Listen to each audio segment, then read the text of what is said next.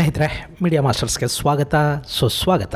ಗೆಳೆಯರೆ, ಅದು United Arab ಎಮಿರೇಟ್ಸ್ನಿಂದ ಹೊರಟಿದ್ದು ವಿಮಾನ. ಅದರಲ್ಲಿ ಸುಮಾರು 300ಕ್ಕೂ ಹೆಚ್ಚು ಮಂದಿ ಪ್ರಯಾಣಿಕರಿದ್ರು. ಕ್ಯಾಬಿನ್ ಕ್ರೂ ಸೇರಿದ ಹಾಗೆ ಇತರ ಸಿಬ್ಬಂದಿ ಕೂಡ ಆ ವಿಮಾನದಲ್ಲಿದ್ರು. ಅದು ಸುಮಾರು 10,000 ಕಿಲೋಮೀಟರ್ಗೂ ಅಧಿಕ ದೂರದ ಪ್ರಯಾಣ ಕೂಡ ಮಾಡಿತ್ತು. ಅಲ್ಲದೆ ಆ ವಿಮಾನ ಮಧ್ಯಪ್ರಾಚ್ಯವನ್ನು ದಾಟಿ ಯುರೋಪ್ಗೆ ಬಂದು ಅಲ್ಲಿಂದ ತನ್ನ ಡೆಸ್ಟಿನೇಷನ್ ಕಡೆಗೆ ಹೊರಡಬೇಕಿತ್ತು. ಹೀಗಿರುವಾಗಲೇ ಆ ವಿಮಾನವನ್ನ ಟೆಕ್ನಿಕಲ್ ಸ್ಟಾಪ್ ಓವರ್ ಅಂತ ಫ್ರಾನ್ಸ್ನಲ್ಲಿ ಇಳಿಸಬೇಕಾಗಿ ಬಂತು. ಪ್ಯಾರಿಸ್ ಏರ್ಪೋರ್ಟ್ ತುಂಬಾನೇ ಬ್ಯುಸಿ ಇದ್ದ ಕಾರಣ ಆ ವಿಮಾನವನ್ನ ಪ್ಯಾರಿಸ್ನಿಂದ 150 ಕಿಲೋಮೀಟರ್ ದೂರದಲ್ಲಿದ್ದ ವಾರ್ಟೈ ಏರ್ಪೋರ್ಟ್ ಅಲ್ಲಿ ಇಳಿಯೋದಕ್ಕೆ ಅನುಮತಿಯನ್ನು ಕೊಡಲಾಯಿತು. ಈ ಏರ್ಪೋರ್ಟ್ ಅಲ್ಲಿ ಸಾಮಾನ್ಯವಾಗಿ ಸಣ್ಣ ಸಣ್ಣ ವಿಮಾನಗಳು ಮಾತ್ರ ಬಂದು ಇಳಿಯುತ್ತವೆ. ಆದರೆ ಅನಿವಾರ್ಯ ಕಾರಣದಿಂದ ಈ ವಿಮಾನ ಅಲ್ಲಿ ಇಳಿತು. ಆ ಬಳಿಕ ವಿಮಾನದ ಸಿಬ್ಬಂದಿ ತಮಗೆ ಏನು ಬೇಕೋ ಅದನ್ನು ಪೂರೈಸಿಕೊಳ್ಳೋದಕ್ಕೆ ಮುಂದಾದರೂ ಅಷ್ಟರಲ್ಲಿ ಫ್ರಾನ್ಸ್ನ ಇಂಟೆಲಿಜೆನ್ಸ್ ವಾರ್ಟೈ ಏರ್ಪೋರ್ಟ್ನ ಸಿಬ್ಬಂದಿಗೆ ಹಾಗೂ ಸ್ಥಳೀಯ ಪೊಲೀಸರಿಗೆ ಒಂದು ಮಾಹಿತಿಯನ್ನು ಕೊಡ್ತು. ಆ ಮಾಹಿತಿ ಸಿಕ್ತಿದ್ದ ಹಾಗೆ ಏರ್ಪೋರ್ಟ್ಗೆ ಬಂದ ಪೊಲೀಸರು ಇಡೀ ವಿಮಾನವನ್ನು ತಮ್ಮ ವಶಕ್ಕೆ ತಗೊಂಡ್ರು. ಅದರಲ್ಲಿದ್ದವರು ಯಾರು ಕೂಡ ತಪ್ಪಿಸ್ಕೊಳ್ಳೋದಕ್ಕೆ ಅವಕಾಶನೇ ಇಲ್ಲದ ಹಾಗೆ ಮಾಡಿದ್ರು. ಅದು ಪಕ್ಕಾ ಫಿಲ್ಮಿ ಸ್ಟೈಲಲ್ಲಿ ನಡೆದ ಕಾರ್ಯಾಚರಣೆ ಅಲ್ಲ. ಆ ವಿಮಾನದಲ್ಲಿ ಏನಾದರೂ ಬಾಂಬ್ ಬಿತ್ತಾ, ಇಲ್ಲ ಅದರಲ್ಲಿ ಭಯೋತ್ಪಾದಕರಿದ್ರ, ಒಳ್ಳೆ ಸಿನಿಮಾ ಸ್ಟೈಲಲ್ಲಿ ಅದನ್ನು ನಿಲ್ಲಿಸ್ಕೊಂಡ್ರು ಅಂತ ಹೇಳ್ತಾ ಇದ್ದೀರಾ. ವಿಮಾನದಲ್ಲಿ ಇದ್ದವರು ಯಾರು ಅನ್ನೋ ಕುತೂಹಲ ನಿಮಗಿದ್ದೇ ಇರುತ್ತೆ. ಗೆಳೆಯರೆ, ಆ ವಿಮಾನದಲ್ಲಿ ಯಾವುದೇ ಬಾಂಬ್ ಇರಲಿಲ್ಲ, ಅಲ್ಲಿ ಭಯೋತ್ಪಾದಕರೂ ಇರಲಿಲ್ಲ. ಆದರೆ ಆ ಇಡೀ ವಿಮಾನದ ತುಂಬ ಭಾರತೀಯ ಮೂಲದ ಜನ ಇದ್ರು. ಅವರಲ್ಲಿ ಒಂದಷ್ಟು ಜನರನ್ನ ಮಾನವ ಕಳ್ಳ ಸಾಗಾಣಿಕೆಗಾಗಿ ಬಳಸಿಕೊಳ್ಳಲಾಗ್ತಾ ಇತ್ತು. ಇದಿಷ್ಟು ಫ್ರಾನ್ಸ್ನ ಇಂಟೆಲಿಜೆನ್ಸ್ ಅಧಿಕಾರಿಗಳು ಕೊಟ್ಟ ಮಾಹಿತಿ. ಹೀಗಾಗಿ ಫ್ರಾನ್ಸ್ ಪೊಲೀಸರು ವಿಮಾನದಲ್ಲಿದ್ದವರನ್ನೆಲ್ಲ ಅಲ್ಲೇ ಕೂರಿಸ್ಕೊಂಡ್ರು. ಆ ಬಳಿಕ ಮಾನವೀಯತೆಯ ಹಿನ್ನೆಲೆಯಲ್ಲಿ ಅಲ್ಲಿದ್ದವರನ್ನ ವಾರ್ಟೈ ಏರ್ಪೋರ್ಟ್ನ ರಿಸೆಪ್ಷನ್ಗೆ ಕರ್ಕೊಂಡು ಬರಲಾಯಿತು. ಪ್ರಯಾಣಿಕರು ಬಸವಳದಿದ್ದ ಕಾರಣ ಅವರಿಗೆ ಊಟದ ವ್ಯವಸ್ಥೆಯನ್ನು ಮಾಡಲಾಯಿತು. ಅವರಿಗೆ ರೆಸ್ಟ್ ಮಾಡೋದಕ್ಕೆ ಬೇಕಾದ ಎಲ್ಲ ವ್ಯವಸ್ಥೆಗಳನ್ನು ಪೊಲೀಸರೇ ಮಾಡಿಕೊಟ್ರು. ಹೀಗೆ 300ಕ್ಕೂ ಹೆಚ್ಚು ಜನ ವಿಮಾನ ನಿಲ್ದಾಣದಲ್ಲೇ ರೆಸ್ಟ್ ಕೂಡ ತಗೊಂಡ್ರು. ಅದಾದ ಮರುದಿನ ಶುರುವಾಗಿದ್ದು ಇಂಟರೋಗೇಷನ್.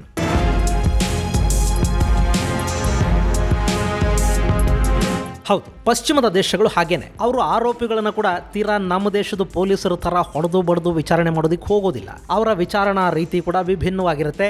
ಈಗ ಪ್ಯಾರಿಸ್ಸಲ್ಲಿ ಸಿಕ್ಕ ಫ್ಲೈಟಲ್ಲಿ ಆರೋಪಿಗಳಿದ್ದಾರೆ, ಹಾಗೇನೆ ವಿಕ್ಟಿಮ್ಗಳು ಕೂಡ ಇದ್ದಾರೆ.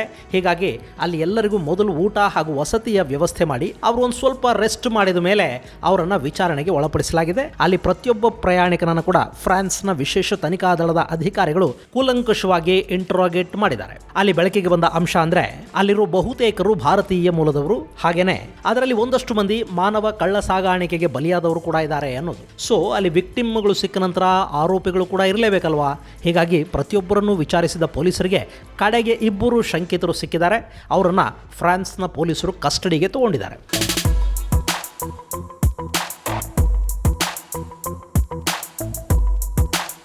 ಗೆಳೆಯರೆ, ಆ ವಿಮಾನದಲ್ಲಿದ್ದ ಹೆಣ್ಣು ಮಕ್ಕಳನ್ನ ದುಬೈನಿಂದ ಲ್ಯಾಟಿನ್ ಅಮೆರಿಕಾ ದೇಶವಾದ ನಿಕರಾಗುವಾಗೆ ಕರ್ಕೊಂಡು ಹೋಗಲಾಗ್ತಾ ಇತ್ತು ಅನ್ನೋ ಅಂಶ ಇಲ್ಲಿ ಬಯಲಾಗಿದೆ. ಇವರೆಲ್ಲ ಭಾರತದಿಂದ ಕೆಲಸ ಹುಡುಕೊಂಡು ದುಬೈಗೆ ಹೋಗಿದ್ದವರು. ದುಬೈಯಲ್ಲಿ ಏನಾಯ್ತೋ ಗೊತ್ತಿಲ್ಲ, ಅವರಿಗೆ ಯಾರು ತಲೆ ಕೆಡಿಸಿದ್ರು, ಏನು ಹೇಳಿದ್ರು ಅಂತೂ ಇವರನ್ನ ಅಲ್ಲಿಂದ ನಿಕರಾಗುವಾಗೆ ಕರ್ಕೊಂಡು ಹೋಗಲಾಗ್ತಾ ಇತ್ತು. ಇನ್ನು ನಿಕರಾಗುವಾದಲ್ಲಿ ಇವರಿಗೆ ಇನ್ನೇನು ವಿಶೇಷವಾದ ಕೆಲಸಗಳೇನು ಸಿಗ್ತಾ ಇರಲಿಲ್ಲ. ಅಲ್ಲಿ ಈ ಎಲ್ಲ ಮಹಿಳೆಯರನ್ನ ಮಾಂಸದ ದಂಧೆಗೆ ನೂಕುವ ಸಿದ್ಧತೆಗಳು ನಡೆದಿದ್ದು ಅನ್ನೋದನ್ನ ಫ್ರಾನ್ಸ್ ಸ್ಪಷ್ಟಪಡಿಸ್ತಾ ಇದೆ. ಇನ್ನು ಈ ವಿಮಾನ ದುಬೈನಿಂದ ನಿಕರಾಗುವಾದ ರಾಜಧಾನಿ ಮನಾಗುವಾಗೆ ಹೋಗಬೇಕಾಗಿತ್ತು. ನೀವಿಲ್ಲಿ ಮ್ಯಾಪ್ ಅಲ್ಲಿ ನೋಡ್ತಾ ಇದ್ದೀರಲ್ಲ, ಇದು ನಿಕರಾಗುವಾ. ಮೆಕ್ಸಿಕೋ, ಗ್ವಾಟೆಮಾಲಾ ಹಾಗೂ ಹಾಂಡರಸ್ ನ ನಂತರ ಕಂಡುಬರುವ ದೇಶನೇ ನಿಕರಾಗುವಾ. ಇದು ಹಾಂಡರಸ್ ಹಾಗೂ ಕೋಸ್ಟಾರಿಕಾನ ಗಡಿಯಾಗಿ ಹೊಂದಿದೆ. ಹಾಗೇನೆ ಈ ದೇಶದ ಪೂರ್ವಕ್ಕೆ ಕೆರೆಬಿಯನ್ ಸಮುದ್ರ ಇದ್ರೆ ಪಶ್ಚಿಮಕ್ಕೆ ಪೆಸಿಫಿಕ್ ಸಾಗರ ಇದೆ. ಇಲ್ಲಿನ ಪ್ರಮುಖ ಆಡಳಿತ ಭಾಷೆ ಸ್ಪ್ಯಾನಿಷ್. ಯಾಕೆ ಅಂದ್ರೆ ಈ ನಿಕರಾಗುವಾ ಒಂದು ಕಾಲದಲ್ಲಿ ಸ್ಪೇನ್ನ ವಸಾಹತು ಆಗಿತ್ತು. ಹೀಗಾಗಿ ಇಲ್ಲಿ ಸ್ಪ್ಯಾನಿಷ್ ಹೆಚ್ಚು ಬಳಕೆಯಲ್ಲಿರುವ ಭಾಷೆ ಅನ್ನಿಸ್ಕೊಳ್ಳುತ್ತೆ. ಇನ್ನು ಈ ದೇಶದಲ್ಲಿ 84.4% ಕ್ರೈಸ್ತರಿದ್ದಾರೆ. 14.7% ನಾವು ಯಾವುದೇ ಮತಧರ್ಮಗಳಿಗೆ ಸೇರಿದವರಲ್ಲ ಅಂತ ಹೇಳಿಕೊಳ್ಳೋ ಜನ ಇದ್ದಾರೆ. ಈ ದೇಶ ನಮ್ಮ ತಮಿಳುನಾಡಿಗಿಂತ ಕೇವಲ 317 ಚದರ ಕಿಲೋಮೀಟರ್ನಷ್ಟು ದೊಡ್ಡದಾಗಿದೆ. ಅಂದ್ರೆ ಇದು 1,30,375 ಚದರ ಕಿಲೋಮೀಟರ್ನಷ್ಟು ವಿಸ್ತೀರ್ಣವನ್ನು ಹೊಂದಿದೆ. ಇಲ್ಲಿ ಸರಿಸುಮಾರು 64 ಲಕ್ಷ ಮಂದಿ ವಾಸ ಮಾಡ್ತಾರೆ. ಇದು ಅಮೆರಿಕ ಖಂಡದ ಬಡ ದೇಶಗಳ ಪೈಕಿ ಒಂದು ಅನ್ನಿಸ್ಕೊಳ್ಳುತ್ತೆ. ಇನ್ನು ಇಲ್ಲಿನ ಪ್ರಮುಖ ಉದ್ಯೋಗ ಕೃಷಿಯಾಗಿತ್ತು. ಅದು GDPಗೆ 15.5% ಕೊಡುಗೆಯನ್ನು ಕೊಡುತ್ತೆ. ಹಾಗೇನೆ ನಿಕರಾಗುವಾದ ಜನ ಬೇರೆ ಬೇರೆ ದೇಶಗಳಲ್ಲಿದ್ದಾರೆ. ಅವರು ಕಳುಹಿಸುವ ರೆಮಿಟೆನ್ಸ್ನ ಪಾಲು GDPಯ 15%ರಷ್ಟಿದೆ. ಇಲ್ಲಿನ ಪ್ರಮುಖ ಬೆಳೆ ಕಾಫಿ ಹಾಗೂ ನಿಕರಾಗುವಾದಿಂದ ಅತಿ ಹೆಚ್ಚು ರಫ್ತಾಗೋದು ಕೂಡ ಕಾಫಿನೇ. ಅದನ್ನು ಬಿಟ್ಟರೆ ಅಲ್ಲಿಂದ ಬೇರೆ ಕಡೆಗೆ ಹೆಚ್ಚು ರಫ್ತಾಗೋದು ಮನುಷ್ಯರು ಮಾತ್ರ. ಅದರಲ್ಲೂ ಹೆಣ್ಣು ಮಕ್ಕಳು ಇಲ್ಲಿಂದ ಬೇರೆ ಬೇರೆ ಕಡೆಗೆ ಕಳುಹಿಸಲು ಪಡ್ತಾರೆ.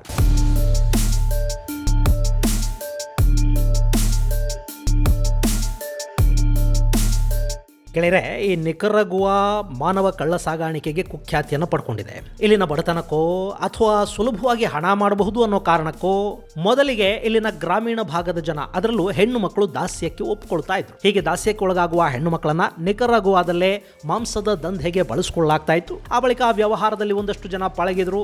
ಅವರು ಇಲ್ಲಿನ ಹೆಣ್ಣು ಮಕ್ಕಳನ್ನ ಬೇರೆ ಬೇರೆ ಕಡೆಗಳಿಗೆ ಸಾಗಿಸೋದಕ್ಕೆ ನಿಂತರು. ಅದರಿಂದ ಹಣ ಮಾಡೋದಕ್ಕೆ ಶುರು ಮಾಡಿದ್ರು. ಹೀಗಾಗಿ ನಿಕರಗುವಾದಿಂದ ಅದರ ಅಕ್ಕಪಕ್ಕದ ದೇಶಗಳಿಗೆ ಹೆಣ್ಣು ಮಕ್ಕಳ ಕಳ್ಳ ಸಾಗಾಣಿಕೆ ಶುರುವಾಯಿತು. El Salvador, Costa Rica, Guatemala, Honduras, Mexico ಹಾಗೂ ಅಮೆರಿಕಾಗಳಿಗೆ ಕೂಡ ಇಲ್ಲಿನ ಹೆಣ್ಣು ಮಕ್ಕಳು ಹೋಗೋದಕ್ಕೆ ಶುರು ಮಾಡಿದ್ರು. ಕೆಲವರು ವಿಧಿ ಇಲ್ಲದೆ ಈ ಕೆಲಸಕ್ಕೆ ಮುಂದಾದ್ರು, ಮತ್ತೆ ಕೆಲವರು ಬಲವಂತವಾಗಿ ಹೋದ್ರು. ಇನ್ನು ಕೆಲವರು ಹಣ ಗಳಿಸೋ ಉದ್ದೇಶದಿಂದ ಹಾಗೂ ಬಡತನವನ್ನ ಮೆಟ್ಟಿ ನಿಲ್ಲೋದಕ್ಕೆ ಈ ಕೆಲಸಗಳಿಗೆ ಒಪ್ಕೊಂಡ್ರು. ಎಲ್ಲ ಕೂಡ ಹೊಟ್ಟೆಗಾಗಿ, ಗೇಣು ಬಟ್ಟೆಗಾಗಿ. ಇನ್ನು ಇಲ್ಲಿ ವೇಶ್ಯಾವಾಟಿಕೆ ಎಷ್ಟರ ಮಟ್ಟಿಗೆ ಬೆಳೀತು ಅಂದ್ರೆ ಇದಕ್ಕಾಗಿನೇ ಸಾಕಷ್ಟು ಜನ ನಿಕರಾಗುವಾಗೆ ಬರೋದಕ್ಕೆ ಶುರು ಮಾಡಿದ್ರು. ಶ್ರೀಮಂತ ದೇಶಗಳ ಜನ ಮೋಜು ಮಸ್ತಿಗಾಗಿ ಇಲ್ಲಿ ಬರ್ತಾ ಇದ್ರು. ಅವರಿಗೆ ಹೆಣ್ಣು ಮಕ್ಕಳನ್ನ ಹೊಂದಿಸಿ ಕೊಡೋದಕ್ಕೆ ಅಲ್ಲೇ ಒಂದಷ್ಟು ಜನ ಕಾಯ್ತಾ ಇದ್ರು. ಈ ವ್ಯಾಪಾರ ಅಲ್ಲಿ ಎಷ್ಟು ಆಳವಾಗಿ ಬೇರು ಬಿಡ್ತು ಅಂದ್ರೆ ವಿಲಾಸಿ ಟೂರಿಸಂ ವ್ಯವಸ್ಥೆನೇ ಇಲ್ಲಿ ಶುರುವಾಯಿತು. ಇದು ಹೆಚ್ಚಾಗ್ತಾ ಬೇರೆ ಬೇರೆ ದೇಶಗಳ ಹೆಣ್ಣು ಮಕ್ಕಳನ್ನ ಇಲ್ಲಿಗೆ ಕರ್ಕೊಂಡು ಬಂದು ಅವರನ್ನ ದಂಧೆಗೆ ಇಳಿಸುವ ಕೆಲಸ ಕೂಡ ಇಲ್ಲಿನ ಒಂದಷ್ಟು ಜನ ಮಾಡಿದ್ರು. ಅದರ ಪರಿಣಾಮ ಇವತ್ತು ಜಗತ್ತಿನ ನಾನಾ ದೇಶಗಳಿಂದ ಮಾನವ ಕಳ್ಳ ಸಾಗಾಣಿಕೆದಾರರು ಇಲ್ಲಿಗೆ ಹೆಣ್ಣು ಮಕ್ಕಳನ್ನ ಹೊತ್ತು ತರ್ತಾರೆ. ಇವರನ್ನ ಮಾರಾಟ ಮಾಡೋದಕ್ಕೆ ಮತ್ತು ಇಲ್ಲಿಗೆ ಬರೋ ವಿಲಾಸಿ ಜನಕ್ಕೆ ಇವರನ್ನ ಒದಗಿಸಿ ಕೊಡೋದಕ್ಕೆ ಕೂಡ ಇಲ್ಲೊಂದಷ್ಟು ಟ್ರಾವೆಲ್ ಏಜೆನ್ಸಿಗಳು, ಟೂರಿಸ್ಟ್ ಗೈಡ್ಗಳು ಇದ್ದಾರೆ. ನಿಮಗೆ ಗೊತ್ತಿರಲಿ, ಇಲ್ಲಿಗೆ ಹೆಣ್ಣು ಮಕ್ಕಳನ್ನು ಬಯಸಿ ಬರೋರು ಅಮೆರಿಕ, ಬ್ರಿಟನ್, ಕೆನಡಾ ಸೇರಿದ ಹಾಗೆ ವೆಸ್ಟರ್ನ್ ಯುರೋಪಿಯನ್ ದೇಶಗಳ ಜನ. ಇಡೀ ಜಗತ್ತಿಗೆ ಯಾರು ನಾಗರಿಕತೆಯ ಪಾಠವನ್ನ, ಮಾನವ ಹಕ್ಕುಗಳ ಬಗ್ಗೆ ನೀತಿ ಬೋಧನೆಯನ್ನು ಮಾಡ್ತಾರೋ ಆ ದೇಶಗಳೇ ಇವತ್ತು ನಿಕರಗುವಾದ ಈ ಪರಿಸ್ಥಿತಿಗೆ ಕಾರಣ ಆಗ್ತಾ ಇವೆ ಅಂತ ಹೇಳಿದ್ರೆ ಖಂಡಿತ ತಪ್ಪೇನಾಗೋದಿಲ್ಲ.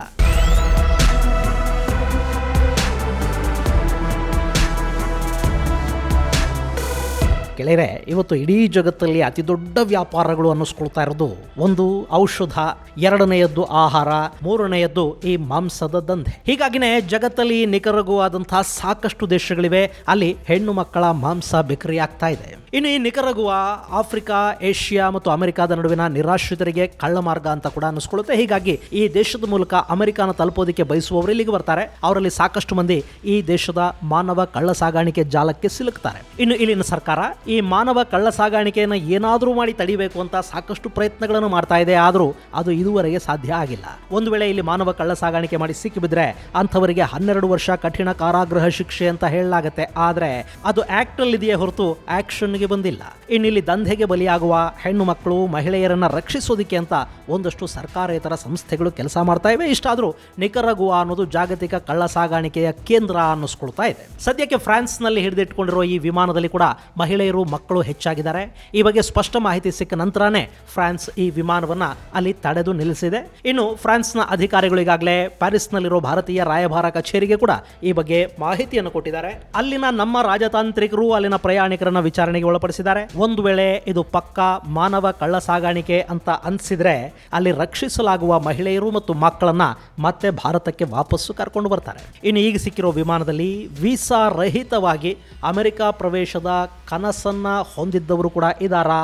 ಅದರ ಬಗ್ಗೆ ವಿಚಾರಣೆ ನಡೀಬೇಕಿದೆ. ಯಾಕೆಂದರೆ ಈ ಹಿಂದೆ ಅಮೆರಿಕ ಕೂಡ ಲಕ್ಷಾಂತರ ಮಂದಿ ಭಾರತೀಯರು ಮೆಕ್ಸಿಕೋ ಮೂಲಕ ಅಮೆರಿಕಾನ ಸೇರ್ತಿದ್ದಾರೆ. ಅವರೆಲ್ಲ ನಿರಾಶ್ರಿತರಾಗಿ ಅಮೆರಿಕಾಗೆ ಬರ್ತಿದ್ದಾರೆ ಅನ್ನೋ ಮಾತುಗಳನ್ನು ಹೇಳಿತ್ತು. ಅಲ್ಲದೆ ಹೀಗೆ ಅಕ್ರಮವಾಗಿ ಬರೋ ಜನ ಮಧ್ಯ ಅಮೆರಿಕಾದ ದೇಶಗಳನ್ನು ಬಳಕೆ ಮಾಡಿ ಮೆಕ್ಸಿಕೋನ ತಲುಪಿ ಅಲ್ಲಿಂದ ಅಮೆರಿಕಾನ ತಲುಪ್ತಾರೆ. ಹೀಗಾಗಿ ಈ ನಿಟ್ಟಲ್ಲಿ ಕೂಡ ಒಂದಷ್ಟು ವಿಚಾರಣೆ ನಡೀತಿದೆ. ಸದ್ಯಕ್ಕೆ ಫ್ರಾನ್ಸ್ನ ಪೊಲೀಸರು ಕಸ್ಟಡಿಗೆ ತಗೊಂಡಿರೋ ಇಬ್ಬರಿಗೆ ಸಾಕಷ್ಟು ಮಾಹಿತಿ ಗೊತ್ತಿರೋ ಹಾಗೆ ಕಾಣ್ತಾ ಇದೆ. ಅವರು ಸ್ಪಷ್ಟವಾಗಿ ಬಾಯ್ಬಿಟ್ಟಿದೆ. ಅದಲ್ಲಿ ಆ ವಿಮಾನದಲ್ಲಿನ ಜನ ಯಾರು, ಅವರು ಯಾಕಾಗಿ ನಿಕರಾಗುವಾಗೆ ಹೋಗ್ತಾ ಇದ್ರು ಅನ್ನೋದು ಸ್ಪಷ್ಟ ಆಗುತ್ತೆ. ಇನ್ನು ಇವರನ್ನ ನಿಕರಾಗುವಾಗೆ ಕರ್ಕೊಂಡು ಹೋಗ್ತಾ ಇದ್ದ ವಿಮಾನ ರೊಮೇನಿಯಾದ ಲೆಜೆಂಡ್ ಏರ್ಲೈನ್ಸ್ಗೆ ಸೇರಿದ್ದು. ಹೀಗಾಗಿ ಫ್ರಾನ್ಸ್ನಲ್ಲಿ ಅವರ ವಿಮಾನ ನಿಂತಿದೆ ಅನ್ನೋದು ಗೊತ್ತಾದ ಕೂಡಲೇ ಆ ಕಂಪನಿಯ ವಕೀಲರು ಫ್ರಾನ್ಸ್ನ ಪೊಲೀಸರನ್ನ ಭೇಟಿ ಮಾಡಿದ್ದಾರೆ. ಹಾಗೂ ಈ ಮಾನವ ಕಳ್ಳ ಸಾಗಾಣಿಕೆಗೂ ಏರ್ಲೈನ್ಸ್ಗೂ ಯಾವ ಸಂಬಂಧವೂ ಇಲ್ಲ, ನಾವು ಕೇವಲ ಬಾಡಿಗೆಗೆ ವಿಮಾನವನ್ನು ಕೊಟ್ಟಿದ್ವಿ ಅಷ್ಟೇ ಅಂತ ಹೇಳ್ಕೊಂಡಿದ್ದಾರೆ. ಆದರೂ ಎಲ್ಲ ಆಯಾಮಗಳಲ್ಲೂ ವಿಚಾರಣೆ ನಡೆಯುತ್ತೆ. ಆ ಬಳಿಕ ಅಷ್ಟೇ ಅಲ್ಲಿ ಸತ್ಯ ಹೊರಬೀಳಬೇಕಿದೆ. ಇದು ಗೆಳೆಯರೆ, ದುಬೈನಿಂದ ನಿಕರಾಗುವಾಗೆ ಹೋಗ್ತಾ ಇದ್ದ ವಿಮಾನವನ್ನ ಫ್ರಾನ್ಸ್ನ ಅಧಿಕಾರಿಗಳು ತಡೆದು ಅದರಲ್ಲಿರೋ ಭಾರತೀಯರನ್ನ ವಿಚಾರಣೆಗೆ ಒಳಪಡಿಸ್ತಾ ಇರೋದರ ಕುರಿತಾದ ಒಂದಷ್ಟು ಮಾಹಿತಿ ಮುಂದಿನ ಸಂಚಿಕೆಯಲ್ಲಿ ಮತ್ತಷ್ಟು ವಿಶೇಷಗಳ ಜೊತೆ ಮತ್ತೆ ಭೇಟಿಯಾಗೋಣ. ಅಲ್ಲಿವರೆಗೆ ಜೈ ಹಿಂದ್, ಜೈ ಕರ್ನಾಟಕ.